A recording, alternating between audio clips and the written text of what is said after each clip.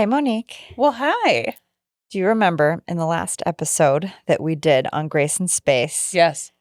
I sort of riffed into a topic about that I realized was actually perfect for a future episode. And that was about expressing your needs, asking for what you need versus assuming everybody could read your mind. What a novel concept. I know. Oh my gosh. Well, we're so fortunate that we had availability to record this episode today. And so what I am looking forward to is diving into this concept that I've actually spent the last year really trying to teach my children, my friends, like whoever will listen, and trying to make it okay for people, for women especially, to get used to asking for what they need. It sounds simple, but it's not. Oh my gosh, if it was only. So today, I hope on this episode that anybody listening will feel empowered to begin trying this in their life. I love this. I'm so excited to talk about this with you. Thank you. Let's go. All right. Welcome to Heart and Soul, the podcast where we empower and inspire women to lead their best lives, harnessing the power of their hearts and souls. We are Mariah and Monique, your hosts and guides on this journey of self-discovery and personal growth. In each episode, we will dive deep into topics that matter most to you, from self-love and confidence to career development, relationships, and everything in between. We believe that every woman has a unique strength and inner wisdom waiting to be unleashed. Join us as we cover insightful heart and soul-centered topics and interview incredible women who've overcome challenges, chased their dreams, and found their true purpose. Through all of this, you will discover practical tips, strategies, and real-life stories to help you navigate life's twists and turns. For whatever season of life you're in, this podcast is your safe space to explore, learn, grow, and possibly even laugh and cry with us. So grab your headphones, maybe your favorite drink, and we'll embark on this transformative journey together.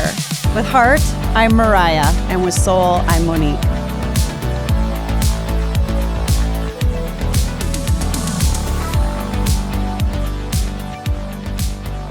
So Monique, how good are you at asking for help? I am a high functioning, uber independent person. I'm the oldest.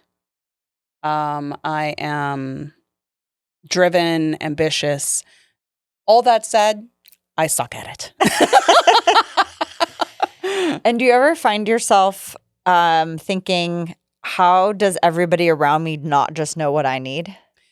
Yes, especially when I was younger, because I felt like I could sense what everyone else needed and would just show up and make the magic happen. My friend says, we moms make the magic happen, right? Yeah. You know, your kid's not doing well. You can just kind of tell. And you show up and you're like, here's a hug. And they're like, how did you know? Or whatever the thing is, right? Yeah. So yes, in the past especially, I was like, how do these fuckers not know what I need? I think that's a really hit on something that is very true. As mothers, more than I think anyone else, we have an innate sense to figure out what our kids need. Yes. Now, that kind of goes back to the beginning of this conversation that I want to share today, which is like, as babies, we cry, right? Yes. We cry, our babies cry. I was just with my grandkids for 2 weeks. Trust me, they cry. So many tears, so much crying, expressing a need and struggling. And I don't even think they know sometimes what they need. They're unhappy. We come out of the womb literally struggling to communicate our need. Mm-hmm. It is like the most basic, primal struggle. Yes.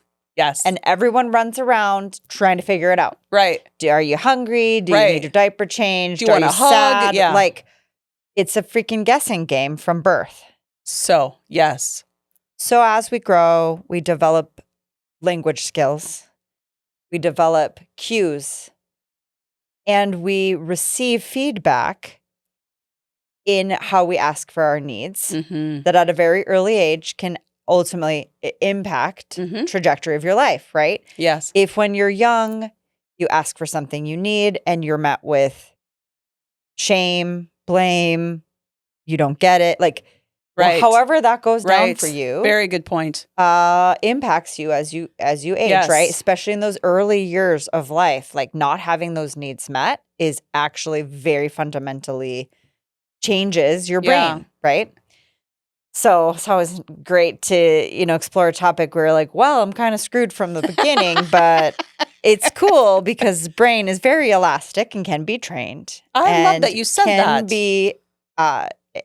Change can happen. We are always capable of change. That's what we life coaches work on, right? Yes. And the best way to enact change is to see positive results. So as we're going through the story, we're thinking about, the evolution as a child as you experiment with asking for your needs or not asking, or then now you have your parents who you're guessing. It's a guessing game with them. What do they need? There's those dynamics. All of this to say, I found myself recently confronting that topic of, if I don't communicate a need, is it really fair to just expect everybody else to already know and to read my mind? I've been really operating on a lot of like mind reading expectations from my team, from my family, from my friends, that I suddenly realized was probably not very fair. No, I think anytime we have an expectation, unless it's been predetermined of another person, like, this other person has agreed, yes, I will do X. Yeah. I think it's unfair. And I realized that me being unfair about that, it came to roost when I didn't even know what I needed. It's like a baby. Oh my Sometimes gosh, they don't know. I'm crying for help and I don't even know what I want or need because I'm changing. I'm aging. My needs are changing. I'm going, we're always going through something new and different. Yes. And what I thought I needed is different than what I need right now. Right. So we went on a trip together, you and I. Yes. And I remember thinking we ran a retreat. We ran a retreat. Where we facilitate experiences. We rent lodging just for our viewers. I just feel like sometimes we don't explain enough. So just so our viewers have an understanding. Yeah. But once or twice a year, we facilitate retreats. Some of it's out of our masterminds and some of it's not. So where we have a space, we curate experiences, we curate topics, and a lot of it is kind of a set schedule, but then there's some fluidity as well. So, okay. Well, and what was important in this was an international retreat that we went on. We were going to travel a long distance. Yes. And when you travel, what I've learned over the years in my different travel companions is that it goes so much better if the people you're traveling with are able to express their needs. Yes. Because the needs of travel are out of comfort zones often and can come up quickly and unexpectedly. And it's your basic things. It's like, I'm hungry, right? Like, and you're in situations where without expressing that can get more complicated. And so I remember saying to you and then to the group of women traveling, hey, let us all agree that we will lean into on this trip asking for what we need. Right. And expressing our need when it occurs rather than suppressing it and in your head thinking, I'm not going to tell everyone I'm hungry because I don't want to upset the group. Right. That's not going to work. Right. In the big scheme of things, the grand scheme of this trip, we are all going to function better if we can communicate our needs. And I feel like in that instance, when you said that, we not only gave the participants permission to ask for what their needs were to be met, and also we removed the obstacle of shame that maybe they felt for, I'm sorry, I know I went to the bathroom 15 minutes ago, but I need to go really again. Need to pee again. Right. It's just life. Right. There doesn't need to be more loaded than that. And the earlier and the more clear you are about that need, the more the group can support achieving it. Right. And so it was a great example of how well we all existed together in that journey. And not easy international travel. No. With driving. Right. Yeah, there was that. Food, too. Like there was a lot going on. A lot of different foods, a lot of getting lost potentially, it was just a lot. But in the rhythm of our time together, there was 5 of us. Yes. It felt that it was in the flow. Mm-hmm. We were in flow. It was beautiful. Because then if somebody can express like, well, I'm getting really hungry. Mm-hmm. I'm going to need to eat. Yeah. Okay. We have something to coalesce around. Let's move towards food, right? And I think like me, we were walking and I was like, I can't walk anymore. I mean, this was before my knee had been fixed and I had surgery on it. And I was like, I can't, and everybody was like, we can walk this many miles. And I'm like, I'm sorry. It gave me permission. And your needs might be different and that's okay. One part of the group might need to go exercise and the other part of the group might need to rest. Right. Well, can both exist? Yes. Absolutely. Yes. You rest. We'll go exercise. We'll meet up later. It really was a great example of where this just like felt easy. Mm-hmm. And had we not expressed that in the beginning, kind of laid that groundwork, we might have found ourselves more in intention. And then intention and travel and group and just like it takes away from all the beauty that you can experience. So I came out of that and I thought about like, okay, where else can I add this permission in other parts of my life? Yeah.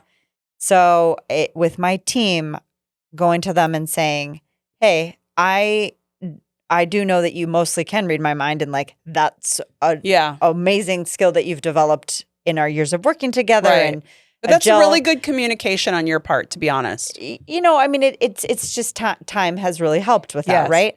However, I want to make it clear to you as your boss that my door is always open for you to ask for what you need. I can't know what is happening boots on the ground all the time. And what I would not want to happen is that you don't have a tool that you need. You don't have a support that you need. Right. If I have the ability to provide it, like that's my role. And so you need to be able to ask for it. Yes. From there, I can figure out how to make it happen. It may not be an immediate solution. It may look different in the end, but we have a place to start from. If I don't even know the need exists, how can I support you? Yes. Right. And it has helped to, strengthen relationships where when that is easier, the ask is easier. Mm-hmm. Then I can meet it better. Right. And then progress can happen, business can grow. Like it's a major barrier between progress is not knowing what's needed. Well, and we all know the situations where you don't feel comfortable because you haven't been given permission, or even sometimes it's we don't even know what we need, right? Yeah. But you can feel yourself mounting. Like the energy is like building, and you're like frustrated, and then you get resentment, and then all of a sudden, blah, it comes out and it's dramatic. Yes. And it's not helpful. I mean, that's what you're talking about. So just hitting it off right at the beginning makes so much sense, because you're just gonna be like, hey, I'm not saying this is gonna happen. Maybe you can speak for your needs all day long, but one thing I want to give you permission on is I may not see what you need, and I know you see what I need, but like I want you to know that I need you to bring it to me. Yeah, I can't always be a mind reader either. And if I know a need exists, then I have agency to begin to solve it. But please don't sit on it because you feel shame or you don't want to burden me, because you also don't know the whole story on my side of it, right? So anyways, that is how that rolled into thinking about it in my professional life. Well, then I went and thought about it in my personal life and with my own children, right? Who, cried as babies. I tried to figure out their needs, try to understand, teach them how to express themselves clearly. And then most recently had a situation with one of my daughters where she needed help, but just froze, like functionally froze to ask Sometimes for that it. happens. And it was a good wake-up call for us to say, like, what got in the way of that, of you asking for what you needed in help on something at school? Because I saw this as this moment as a parent of like, we really need to dial this home. Because as you're now going to go on to college and beyond, I want to make sure that you are clear on how important this is before this goes into the next parts of your life. Right. And I think that when kids in the middle ages of like, they're not babies anymore, but they're elementary school, middle school, I think it can get drowned out a lot. Like they're not listened to. Right. And now they hit high school where the decisions that they're making really matter. Right. And they don't know how to necessarily express that need. So I thought, okay, I've done this with this group of women. I've done this at work. Oh my goodness, I would be remiss not to do this at home and to say, we need a better framework for you asking for what you need with no shame, no blame, just action it's a teachable and moment. Opportunity. And so I've just really been on this kind of crusade for everyone in my life and for women to give permission to ask for what you need. I love it. What's the worst that could happen? Right. Someone could say no. You don't get it? Right. Well, then maybe you're asking the wrong person. Yes. Right? Right. Like, then what does that teach you? Ask somebody else. But it doesn't change that, like, that might be a need that you, like, that does not take away from that need. Now, let me talk about what a need is, right? I need space. This is how this came out of our previous conversation about space and grace. Like, I need space. I need 15 minutes to walk away from this conversation, collect my thoughts, and come back. If I don't ask for that, and it could really help, that's on me. I can't just expect my partner to understand how helpful that would be. That's been wildly helpful for me. Like, I need to not talk about this right now. I'm not saying no. I'm not rejecting you. Right. I'm not saying no. Never. I'm just saying, give me 15 minutes, right? Okay, I can physically say that out loud. Good. Now we can move forward. Or, as my family has said to me, it is not okay to be hangry. That's on you, Mom. Interesting. Yeah, hanger is not acceptable.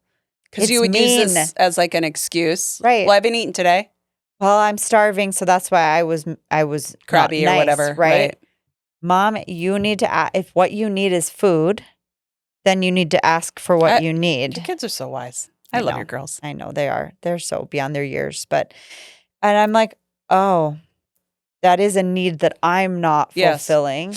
And maybe what I need to do is ask, like, before we have this conversation, I need to eat. Yes. And then that'll be in a better frame of mind. Better. Yeah. I need to self-care. Take care of myself so then I can, put on my own oxygen mask, whatever. But it was interesting in how it was like, oh, I need to understand my needs, right? Because it's dialing back to that part of like, well, why am I acting that way? I'm hungry and I need some space. Oh, this makes sense. If I can identify it and ask for it, all of my relationships are going to improve. I love that. Now, you might be listening and thinking, well, like, some people are so needy. That is a true statement. And that's a shame that we put on people, their neediness. And then to think, what's behind that? Well, probably didn't have needs met in the early parts of life. Very true. So some grace. Right. Some grace with those people that maybe all they need is to know that, like, a need could be met, and that would suffice. But boundaries, maybe. If you feel like they're needy and like, I open that door, it's going to be a floodgate of just, oh, you're here to help? Oh, here's all my problems. And that's where boundaries are so important. Exactly. Just you have to build a framework of I have capacity to help you with one of your items. Can you tell me your items, and I can let you know what best tools and skill sets I have to help you, because I want to be of help, but I can't do it all. I'm one person. And that's the push and pull of this is like, we we have to meet our own needs. We have to be conscious of others' needs. And there are boundaries that live in the middle. And that's where love lives, as one of our favorite people, Sarah Seidelman says. And what I want you to listening to focus on is, where are there times in life that you realize you've created friction by just not being clear in the ask to meet your need? I can give you, I think our listeners know that I had knee surgery not that long ago, and I had done a post on my social media about how humbling it really was and how thankful I was for everyone who stepped up. Yeah. Because I am not good at asking for help, but my friend set up like a meal train, and then my boyfriend like stayed at my house, and this is a newer relationship, to like get my coffee and like take out my garbage and you think about the basics, right? Yeah. Like would help me down the stairs with crutches, let my dog out because I couldn't get down there fast enough. So, but some of the times I had to really swallow my pride of being this hyper independent oldest daughter. I got this woman that I was so proud my parents like raised, self-actualized. And I had to ask for help, and it was humbling, but also it taught me too, people really do want to help you. They really, really do, in the way that they can. Not everyone can help you the way that you want. And also, you really do have to ask. But to your point, I would have friends who I would ask, and they wouldn't respond. I would have to be okay pivoting and going to the next friend if it really was a need of mine. Instead of sitting in the rejection, the suffering. Right, being mad at them about it. Right, like didn't ask the right person. I've been there when I can't help people because I'm too busy or too wrapped up in my own shit. Yeah. Right? It doesn't align. It was a really big teachable moment for me as far as asking for what I needed and receiving what I needed. Because I could ask for it. Then I also have been like, I want this. Oh, no, but not that. Like, do you actually really want that? You only want purple, whatever.